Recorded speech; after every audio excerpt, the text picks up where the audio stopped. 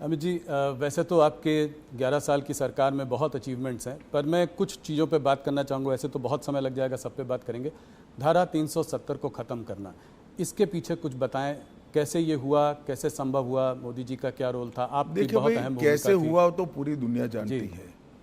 क्यों किया का जवाब ये है कि हमारी पार्टी तो जब से धारा 370 बनी तब से विरोध कर रहे हैं। जी भारतीय जनसंघ के पहले अध्यक्ष श्यामा प्रसाद मुखर्जी का जीवन ही धारा 370 समाप्त करने के लिए, मगर आज तक न भाजपा के साथ पर्याप्त बहुमत था, न दृढ़ इच्छा शक्ति से निर्णय हुआ था। मोदी जी जब दूसरी बार 2/3 बहुमत के साथ प्रधानमंत्री बने, तब पहले ही सत्र में धारा 370 को समाप्त कर दिया।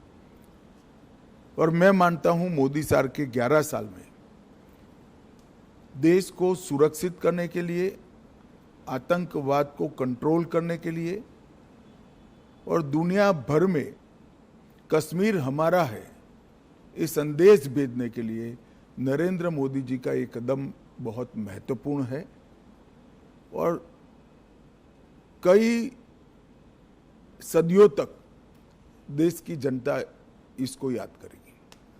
और भी तमाम रिफॉर्म्स हुए हैं, मगर थोड़ा सा मैं बात करना चाह रहा था इकोनॉमिक रिफॉर्म्स जो हुए हैं मोदी जी के अंडर। अभी हाल फिलहाल में जीएसटी का रैशनलाइजेशन हुआ है, बहुत बड़ा रिफॉर्म है। इनकम टैक्स को रेट्स को में कमी आई है, पिछले बजट में बहुत बड़ा रिफॉर्म है। कॉर्पोरेट रेट टैक्स कट किया। तो इन रिफॉर्म्स के पीछे क्या विजन था, क्या थिंकिंग थी मोदी जी की?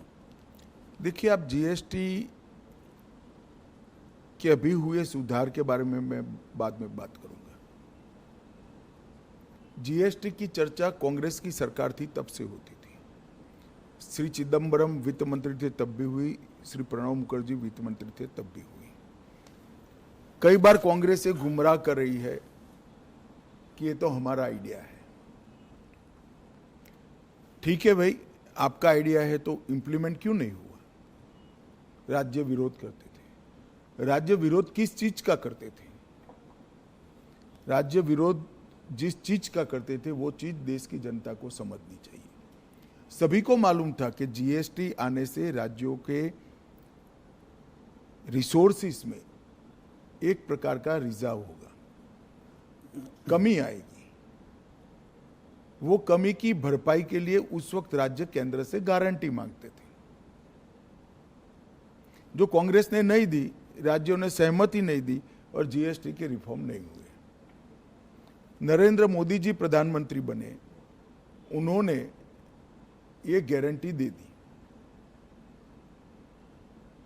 राज्यों की ग्रोथ रेट से लगभग डबल ग्रोथ रेट टैक्स की होगी, इस प्रकार का संवैधानिक वादा किया और पूरा भी किया।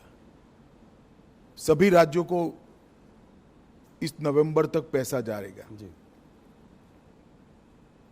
तो राज्यों की सहमति इसलिए बनी क्योंकि केंद्र सरकार ने एक वादा किया और वो वादा पूरा भी किया। और जीएसटी के कारण 16 प्रकार के बिक्री से जुड़े सभी करों का, ऑक्ट्रॉय से लेकर बाकी सारी चीजों पे, एक्साइज, सेल्स टैक्स, कई छोटे मोटे मनोरंजन कर था, ये सभी का एकीकृत खाका बना। पूरे देश भर की एक इलेक्ट्रॉनिक बिक्री कर प्रणाली बनी, ई-वे बिल बने। और जीएसटी के इतने सालों की यात्रा में 200 से ज्यादा छोटे मोटे बदलाव कर उसको लोकाभिमुख भी बनाया और टीथिंग प्रॉब्लम समाप्त भी की। ये करते करते करते देश की इनकम भी बढ़ी, 80,000 करोड़ से लेकर 2 लाख करोड़ तक। अब राज्यों का भरोसा बढ़ा, जनता का भरोसा बढ़ा, व्यापारियों का भरोसा बढ़ा। तब चूंकि इनकम बढ़ चुकी है, टैक्स के अंदर 395 से ज्यादा चीजों पर टैक्स कम किया गया।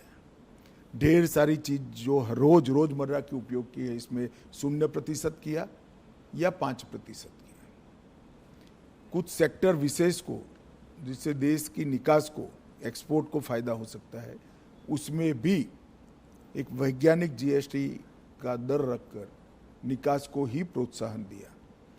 जो रोजगारी से जुड़े हुए क्षेत्र थे, किसानों से जुड़े हुए क्षेत्र थे, लोगों के स्वास्थ्य से जुड़े हुए क्षेत्र थे, वो सभी को टैक्स में कटौती कर दी और इससे खाने पीने की चीजें, रोजमर्रा के जीवन उपयोग की दवाइयाँ, किसानों के उपयोग की चीजें, महिलाओं के उपयोग की चीजें, हेल्थ सेक्टर से जुड़े हुए इंश्योरेंस,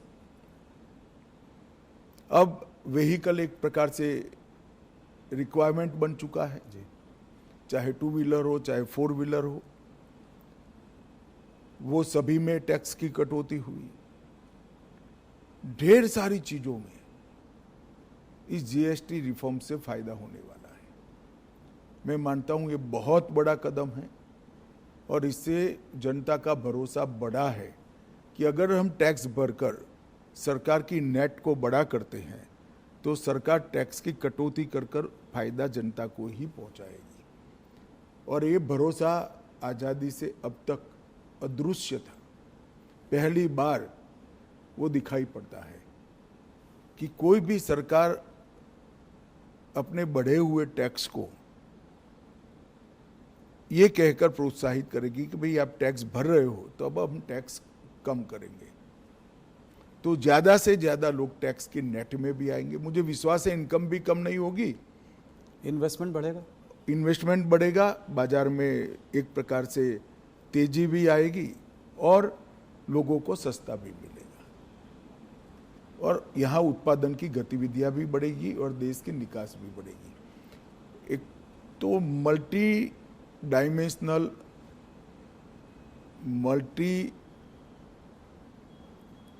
मतलब हर सेक्टर को बेनिफिट देने वाला ये सुधार जो किया है, ये अब तक का बहुत बड़ा सुधार माना जाएगा।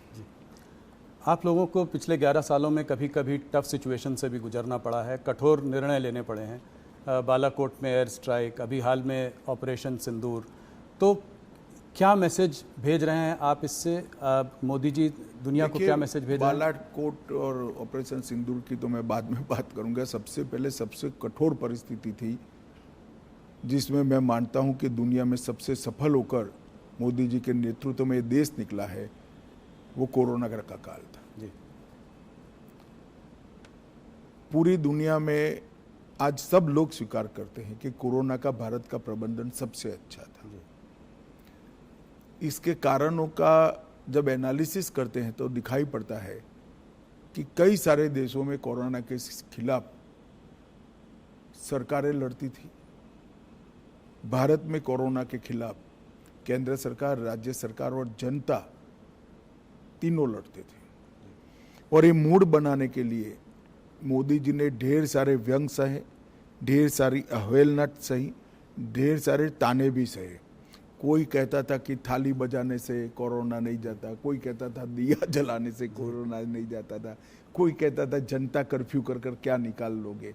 मगर ये सब चीजों ने देश के हर व्यक्ति का कोरोना के खिलाफ लड़ने का एक मॉरल बनाया, सामूहिक लड़ाई का मनोबल बनाया।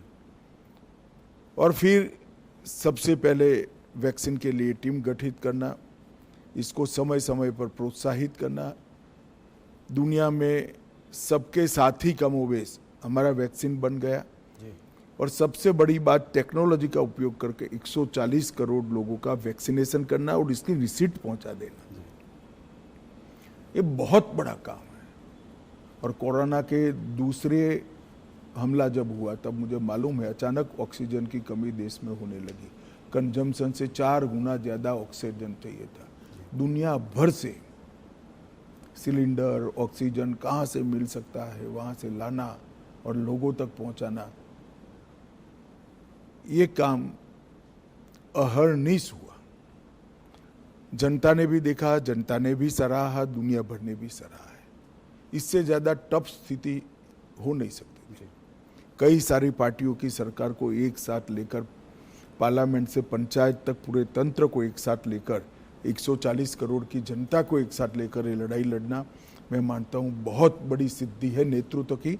और मोदी जी इसके लिए संपूर्ण यश के अधिकारी हैं। जहाँ तक उरी, पुलवामा और पहलगाम हमले का जवाब देने का सवाल था, सर्जिकल स्ट्राइक, एयर स्ट्राइक और ऑपरेशन सिंदूर और उसके बाद में ऑपरेशन महादेव, ये भारतीय जनता पार्टी का कमिटमेंट है कि हमारी सरकारें टेररिज्म के खिलाफ जीरो टॉलरेंस रखती हैं और मोदी जी के नेतृत्व में ये कोई कोरा नारा नहीं है, पॉलिसी है और जब जब भी समय आया हम इस पॉलिसी पर कठोरता के साथ काम करते हुए दिखाई पड़े। पहले भी हमले हुए थे, बड़े बड़े हमले हुए हैं, मुंबई पर हमला हुआ, कई सारे हमले हुए, सीरीज ऑफ शहरों में सीरियल बॉम्ब ब्लास्ट हुए, मगर कभी भी जवाब नहीं दिया गया। हमने बड़ा युद्ध कर कर देश के विकास को रोका भी नहीं है, मगर हर बार कठोर जवाब देकर एक संदेश दे दिया है कि भारत की सीमा और भारत की सेना और भारत की जनता के साथ खिलवाड़ नहीं करते, वरना दंड भुगतना पड़ता है। और ऑपरेशन सिंदूर में जिस तरह से उनकी तंजीमों के हेडक्वार्टर उड़ा दिए गए, पाकिस्तान के क्षेत्र में जाकर, पूरी दुनिया आश्चर्यचकित होकर भारत के ऑपरेशन को देखी और वो नेतृत्व के दृढ़ इच्छा शक्ति के बगैर नहीं हो सकता। अमित जी, आप हिस्ट्री में बहुत रुचि रखते हैं, तो मेरा एक सवाल है कि इस देश में लॉन्गेस्ट सर्विंग प्राइम मिनिस्टर्स को अगर लिया जाए तो नेहरू जी, इंदिरा जी और मोदी जी का नाम है। मोदी जी को आप नेहरू और इंदिरा जी से कैसे कंपेयर करेंगे? देखिए, मोदी जी ने देश की इकोनॉमी की साइज और स्केल दोनों को बदला है। गरीबी हटाओ के पॉलिटिकल नारेज को जमीन में तब्दील किया है, जमीन पर तब्दील किया है। 25 करोड़ लोग इस देश के गरीबी रेखा से बाहर आ जाए, वो बहुत बड़ी बात है। 60 करोड़ लोगों के जीवन में घर देना, शौचालय देना, घर में गैस का सिलेंडर देना, घर में बिजली देना, 5 किलो अनाज प्रति व्यक्ति प्रति माह मुफ्त देना, 5 लाख तक का इलाज करा कर देना, घर में शुद्ध पीने का पानी पहुंचाना, एक 11 साल के अंदर 60 करोड़ लोगों के जीवन स्तर को इस तरह से उठा लेना, इसके जीवन को परिवर्तित करना, जिसकी वो पीढ़ियों से राह देख रहा था, मैं मानता हूँ ये बहुत बड़ा उपलब्धि है।